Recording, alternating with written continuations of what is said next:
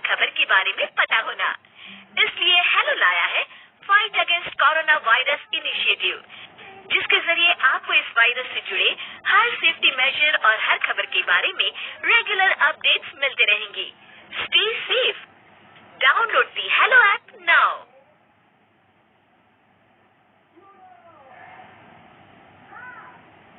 सिद्धार्थ की माँ उसकी शादी किसी अमीर घर में कर ढेर सारा दहेज लेने का प्लान बना रही थी, लेकिन एक दिन सिद्धार्थ अपने साथ शिल्पा को ले आया। माँ, मैंने शिल्पा से शादी कर ली है। आज से ये तेरी बहू है। हाँ, वो तो ठीक है बेटा, लड़की दिखने में भी सुंदर है, लेकिन इसके पिता क्या करते हैं और क्या शादी का सामान पीछे ट्रक में आ रहा है?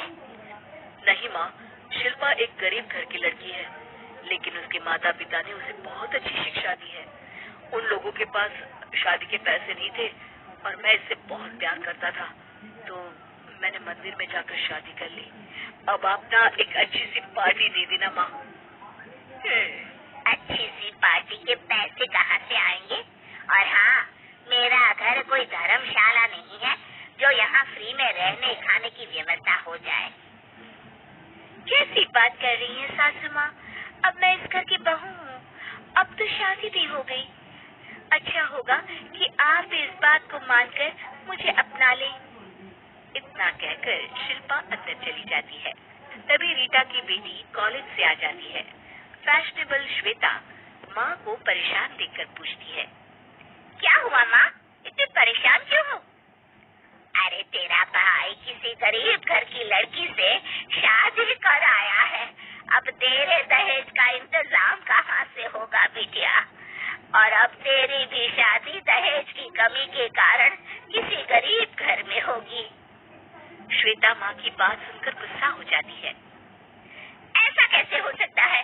अगर भाई ने शादी कर ली तो कोई बात नहीं, मैं हूँ ना, 2 दिन में उसे घर से भगा दूंगी।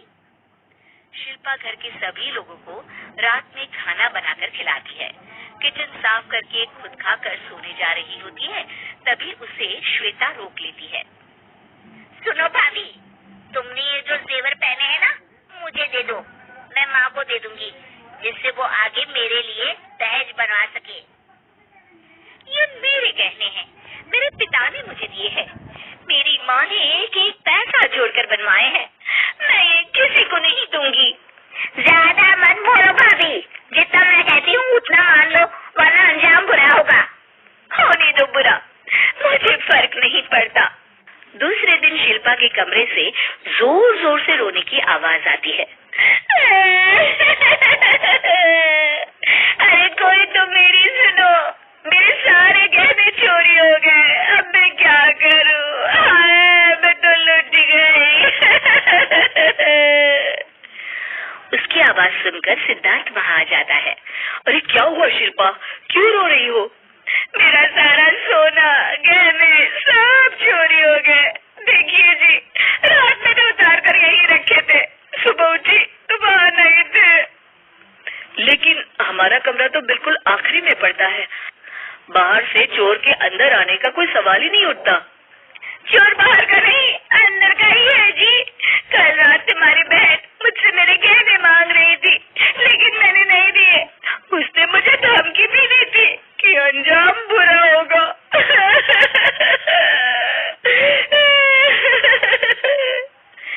ये कहकर शिल्पा दोबारा रोने लगती है कि तभी बाहर से श्वेता और रीटा अंदर आ जाती हैं। वाह भाभी वाह, क्या कहने, यही सिखाया है आपकी माँ ने आपको?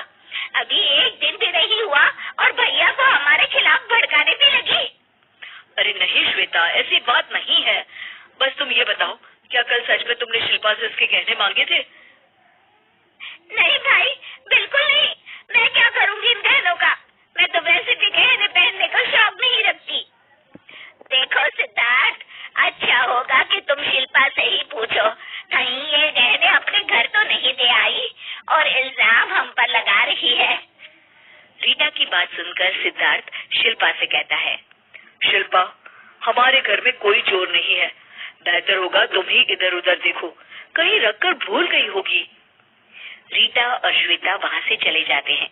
एक तो दहेज में कुछ लेकर नहीं आई और जो लाई भी उसे भी चोर के हवाले कर दिया। रहने दो ना माँ, तुम क्यों खून जला रही हो? बुरे लोगों के साथ बुरा ही होता है। अच्छा ही हुआ, अब उसे पता चलेगा कि गहने संभालना हर किसी के बस की बात नहीं होती। वहीं शिल्पा भी बेचारी कमरे में ही गहने ढूंढती है, लेकिन उसे वो गहने कहीं नहीं मिलते हैं। अचानक शिल्पा के सामने कुछ आता है और वो खुश हो जाती है। आज का एपिसोड यही खत्म हो जाता है। सवाल ये है कि क्या शिल्पा को उसके गहने मिल गए, और अगर नहीं तो उसके गहने कहाँ गए? जानने के लिए देखिए हमारा अगला एपिसोड।